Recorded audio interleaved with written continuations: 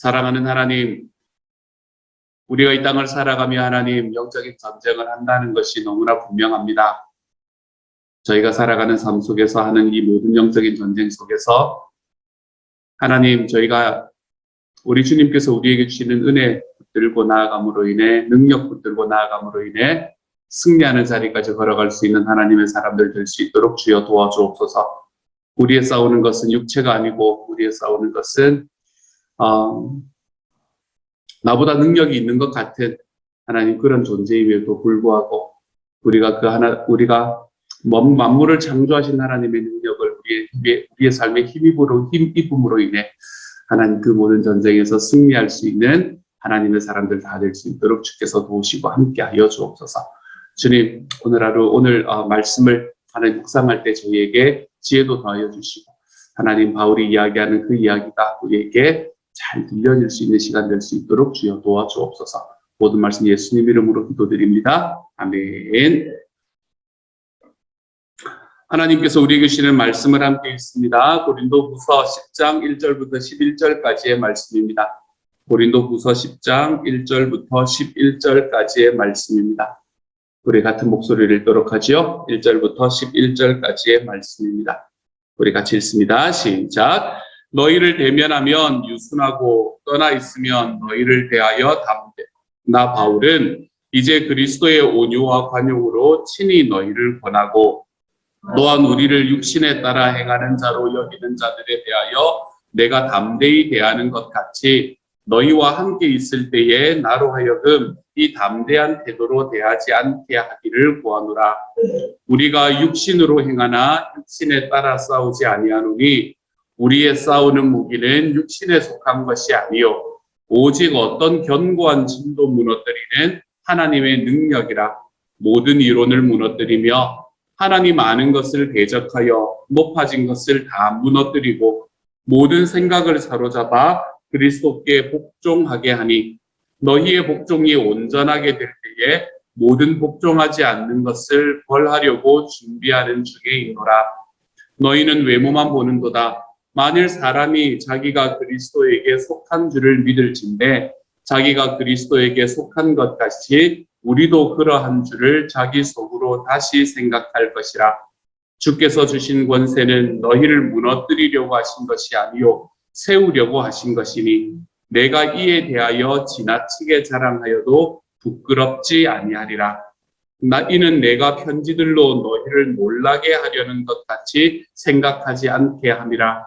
그들의 말이 그의 편지들은 무게가 있고 힘이 있으나 그가 몸으로 대할 때는 약하고 그 말도 시원하지 않다 하니 이런 사람은 우리가 떠나 있을 때에 편지들로 말하는 것과 함께 있을 때에 행하는 일이 같은 것임을 알지라. 아멘. 아멘. 고린도서의 말씀 10장의 말씀은 사실은 18절 전체를 다 읽어서 읽는 게 더 좋을 것 같은 그런 본문이기는 한데 11절로 끊겨 있습니다. 그래서 오늘의 말씀과 내일의 말씀은 긴밀하게 연결이 되는 그런 말씀이 될 것 같아요. 이 번역이 약간 좀 힘듭니다. 이게 어떤 의미를 가지고 있는가라는 것을 알기에는 번역이 그렇게 쉽지가 않은 그런 말씀 우리가 보는데요. 일단 1절의 말씀을 보면 너희를 대면하며 유순하고 떠나 있으면 너희에 대하여 담대한 나 바울은 너 이제 그리스도의 온유와 권용으로 친히 너희를 권하고 라고 이야기를 하고 있는 이 말씀인데 뒷부분의 말씀은 뭐 그렇게 어렵지가 않은데 첫 부분이 어떤 이야기인가? 너희에 대해서 떠나 있으면 담대하고 대면하면 유순하다라는 말이 무슨 이야기인가? 우리가 세번역 성경을 제가 한번 읽어보도록 할게요. 세번역은 이 부분을 이렇게 말합니다. 나 바울은 그리스도의 온유하심과 관대하심을 힘입어서 여러분을 권면합니다. 내가 얼굴을 마주 대하고 있을 때에는 여러분에게 유순하나 떠나 있을 때는 여러분에게 강경하다고들 합니다. 이렇게 말하지요. 그렇죠? 혹시 느낌이 좀 편하시죠? 이게 이야기가 좀 더 편하시죠? 그렇죠?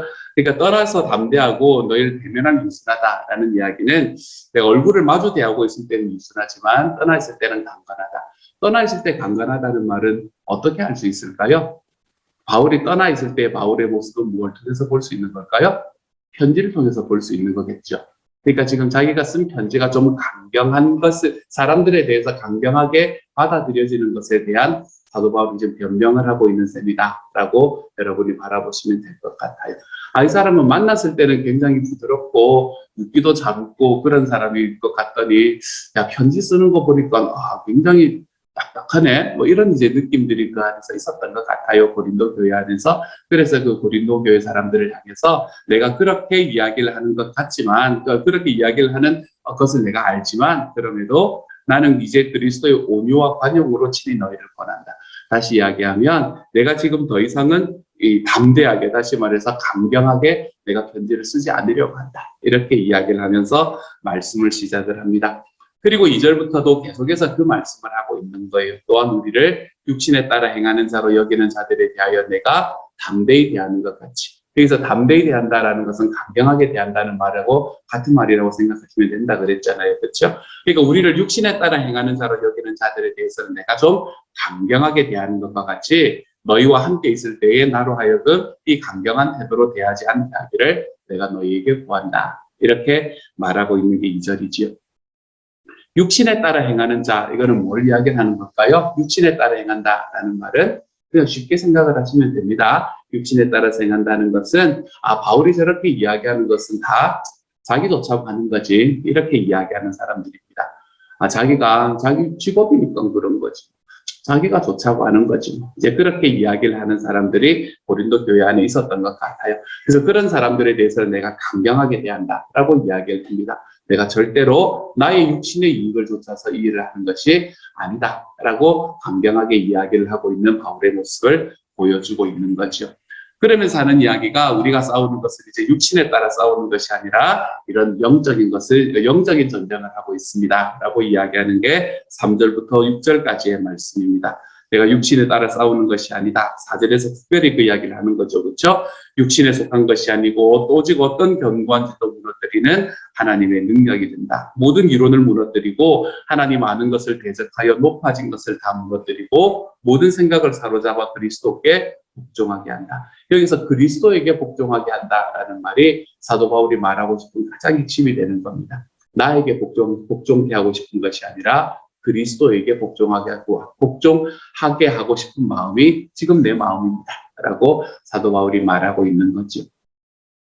사도 바울은 되게 멋있게 말했는데 우리는 이것을 굉장히 간단하게 말하는 이야기들을 자주 우리도 합니다. 어떤 이야기를 하나 하면 이게 뭐 그리스도에게 복종하게 한다라는 말이 뭐를 말하나 하면 내 뜻대로 안 돼도 됩니다. 이야기하는 거예요. 내 뜻대로 안 돼도 됩니다.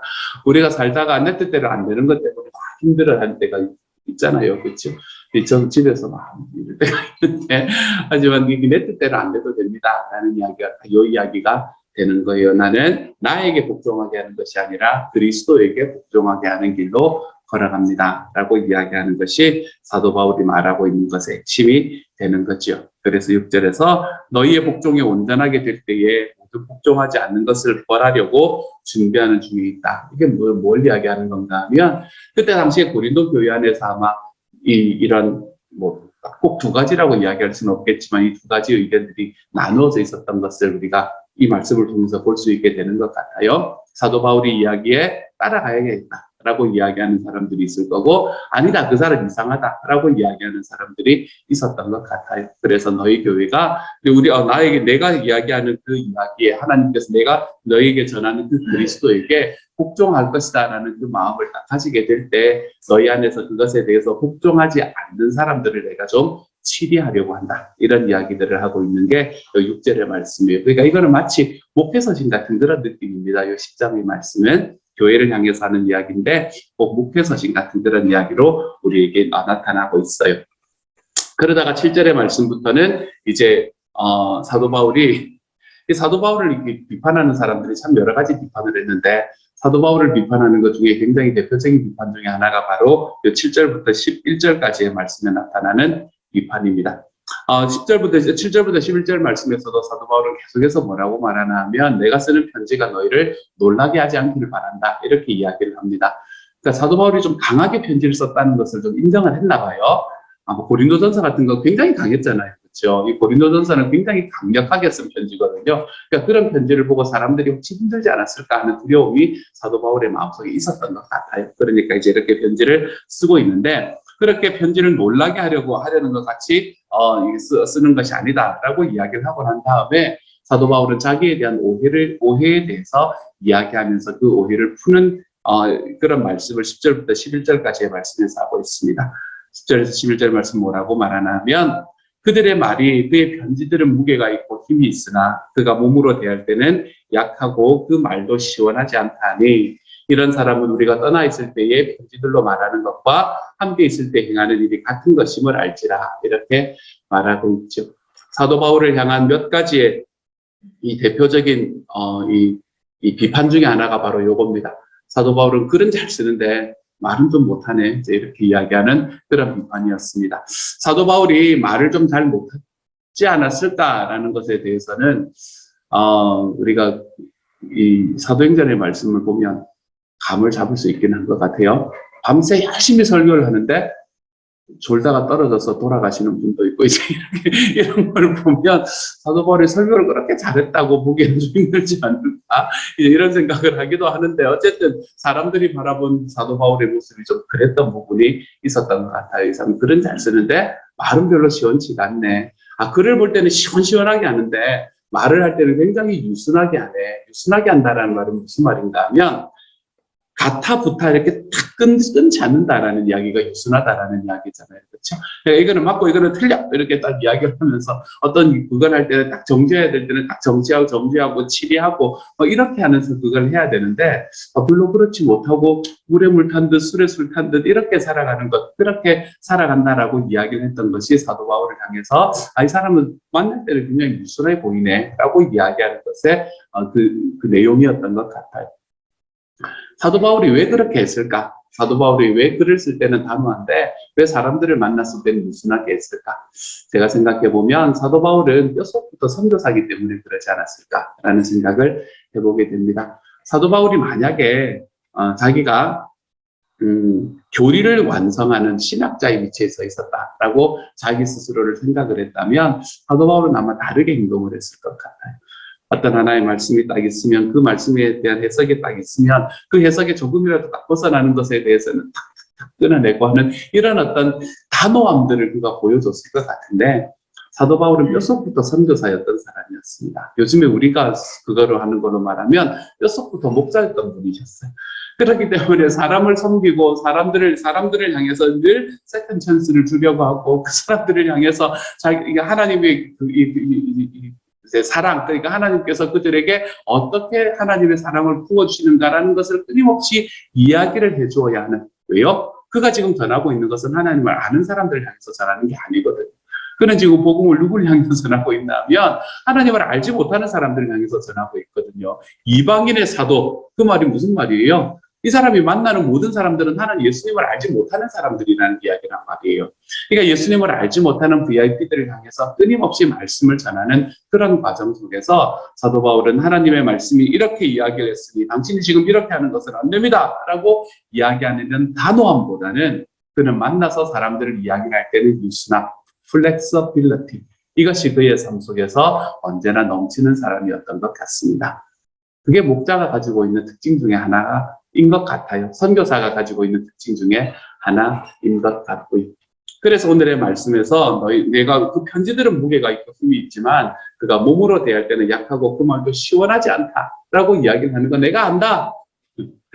하지만 사도 바울이 가지고 있는 그 마음의 중심에는 자기가 목자 되고 있다는 것에 대한 분명한 확신이 있기 때문에 사람들을 향해서 플렉서빌리티를 가지고 살아가는 사람이 바로 사도 바울이었던 것입니다. 그런 이 플렉서빌리티라는 말은 뭔가 하면, 왜 단성이잖아요. 단성, 플렉서빌리티. 그러니까 단성이라는 건 여러분 이게 휘어질 수 있잖아요. 그렇죠? 근데 휘어진 채로 있으면 단성이 아니잖아요. 그렇죠? 휘어졌는데 그대로 있다. 그러면 우리가 이걸 단성이라고 이야기하지 않잖아요. 이게 휘어진 게 다시 제자리로 돌아와야 단성이 되는 거잖아요. 그러니까 플렉서빌리티라는 것은 내가 하나님 앞에서 내가 살아가는 삶에 대한 분명한 길이 있고, 그리고 그것에 대한 분명한 확신이 있고, 하지만 그 확신을 상황과 사람들에 따라서 언제나 휘어지게 만들 수 있는 사람. 저는 그게 바로 오늘 사도 바울이 말하는 이 순하다라고 하는 이야기의 핵심이 아닐까라고 생각을 해봅니다. 사랑하는 여러분, 저는 저와 여러분이 이 플렉서빌리티를 가지고 살아갈 수 있는 하나님의 사람이 되었으면 좋겠어요. 플렉서빌리티. A는 A고 B는 B니까 여기서 끝. 우리가 이렇게 이야기하기 시작하면 거기에 내가 서기도 쉽지가 않습니다, 여러분. 그러니까 A는 A고 B는 B지만 나는 플렉서블한 사람이다 라고 이야기하는 그 자리로 나아가 보는 하나님의 사람이 되었어요. 특별히 되면 좋겠어요. 특별히 누구에게요? 예수님을 믿지 않으시는 분들에게. 그분이 예수님을 믿지 않는다라는 것은 그분이 가진 굉장히 큰 무기라고 생각을 하셔도 됩니다. 그분이 예수님을 믿지 않는다라는 건, 야, 이분이 가진 굉장히 큰 무기구나. 나를 향해서는 굉장히 큰 무기구나. 야, 그러면 내가 이분을 어떻게 섬깁니까? 우리가 이런 단어를 가지고 그분을 만나 나가는 그런 하나님의 사람이 되었으면 좋겠습니다. 내가 이 사람과 어떻게 대할까? 이게 아니라 내가 이 사람을 어떻게 섬길까? 이분이 살아가고 있는 그 삶의 모습이 뭐 부유하건 아니면 가난하건 아니면 힘이 들건 아니면 사는 게 정말로 괜찮건 나보다 더 많은 것을 가지고 있는 것처럼 느껴지든 아니면 지금 정말 힘들고 어려워서 지금 당장 오늘 살 것이 어려워하는 그런 상황에 놓여 있든 그분이 하나님을 알게 될 때야 생명이 있다는 것을 우리가 알기 때문에 하나님께서 우리에게 섬기라고 이야기한 사람들을 향해서 플렉서블한 사람이 되어갔으면 좋겠습니다. 플렉서블한 사람이 된다는 것은 그 사람이 나에게 이야기하고 그 사람이 나에게 말하는 어떤 이야기와 행동들 속에서 나에게 주는 어떤 소위 말하는 상처들, 아픔들, 내가 이런 것들을 내 마음으로 우리 쿠션을 만든다는 말을 그때 그렇게 하잖아요. 그렇죠? 내가 가지고 있는 쿠션으로 안아주면서 섬겨나가겠다, 품어주겠다 라고 이야기하는 그러한 마음으로 걸어가는 삶. 저는 저와 여러분이 이러한 삶으로 걸어갔으면 정말로 좋겠습니다.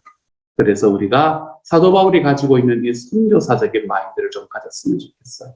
선교사적인 마인드 하면 뭐 자기의 온몸을 다 바쳐서 뭐 이 나라를 구원하기 위해서 이것도 선교사적인 마인드입니다. 하지만 선교사적인 마인드의 가장 핵심은 뭔가 하면 그분이 예수님을 믿지 아니하시기 때문에 예수님을 믿지 않는 분에게 주님을 증거하기 위해서 나와 함께 있는 사람들은 내가 섬겨야 하는 존재다. 이것을 알고 걸어가는 게 선교사적인 마인드라고 이야기할 수 있게 되는 거예요.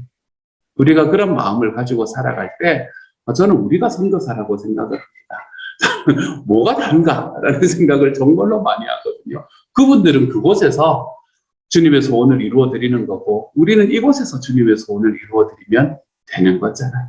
그렇기 때문에 하나님께서 저와 여러분에게 주시는 삶 속에서 정말로 이 선교사적인 마인드를 좀 가지고 살아가는 저와 여러분이 되었으면 좋겠어요. 주님을 믿지 않는 VIP 분들을 향해서는 내가 이분들은 섬기는 대상이다. 그걸 알고 그분들이 행하시는 일들을 바라보면서도 내가 플렉서빌리티를 가지고 그분들을 향해서 다가가 볼 수 있는 사람. A는 A고 B는 B지만 이것이 다시 돌아오는 거라 그랬으니까 그 자리에 서 있는 거는 맞지만 그렇지만 내가 그분을 위해서 그분이 우리 주님께 돌아오는 삶을 위해서 내가 한껏 굽혀지는 게 하나도 힘들지 않는 저와 여러분의 삶. 저는 저와 여러분의 삶이 이러한 삶이 되어서 그렇게 살아가는 사람들을 보고 사람들은 따뜻하다 이렇게 이야기를 하는 거예요. 그런 사람들 보고 따뜻하다 그럽니다. 그럼 안 되지. 따뜻하다. 이게 좀 거리가 멀잖아요. 그렇죠? 괜찮아. 그럴 수도 있지. 따뜻하다. 이거 비슷한 이야기가 되는 거잖아요. 그렇죠? 그래서 우리들의 삶 속에서 좀 내와 함께 살아가는 사람들 안에서 좀 따뜻한 사람이 되어서 이 플렉서빌리티를 가지고 있는 사람이 되어서 정말 하나님께서 우리에게 주시는 그 한 사람 한 사람들을 주님 앞으로 인도하는 데 부족함이 없는 하나님의 사람. 선교사적인 마인드를 가지고 살아가는 저와 여러분들이 될 수 있기를 우리 주님의 이름으로 축복합니다. 이 시간 같이 한번 기도하며 나아갑니다. 제가 한번 기도하죠. 사랑하는 하나님, A는 A고 B는 B지만 그분이 예수님을 믿는 자리에 들어오기 위해서는 A가 G까지 갔다가 다시 돌아와도 괜찮다. 주님, 우리에게 그런 마음들이 우리의 삶에 좀 있을 수 있도록 주님 도와주십시오.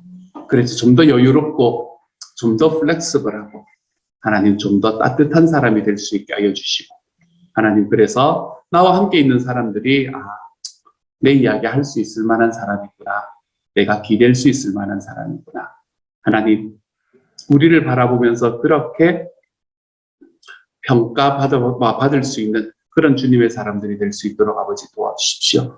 그래서 내가 살아가는 삶의 과정 속에 주님을 알지 못하는 분들은 섬기는 대상이라는 것을 알기 때문에 하나님, 그분들을 향해서 우리의 발걸음을 좀 디뎌내고, 그리고 우리의 삶 속에서 우리 주님을 알지 못하시는 분들이 주님을 믿게 되는 하나님, 그런 열매들이 하나님 우리의 삶에 가득하게 넘쳐볼 수 있는 하나님의 사람들이 다 될 수 있도록 주여 도우시고 함께하여 주옵소서. 모든 말씀 우리 주님 예수님 이름으로 기도드립니다. 아멘. 하늘에 계신 우리 아버지여, 이름이 거룩히 여김을 받으시오며 나라 임하옵시며 뜻이 하늘에서 이룬 것 같이 땅에서도 이루어지이다. 오늘날 우리에게 일용할 양식을 주옵시고 우리가 우리에게 죄 지은 자를 사하여 준 것 같이 우리 죄를 사하여 주옵시고 우리를 시험에 들게 하지 마옵시고 다만 악에서 구하옵소서. 대개 나라와 권세와 영광이 아버지께 영원히 있사옵나이다. 아멘. 아멘.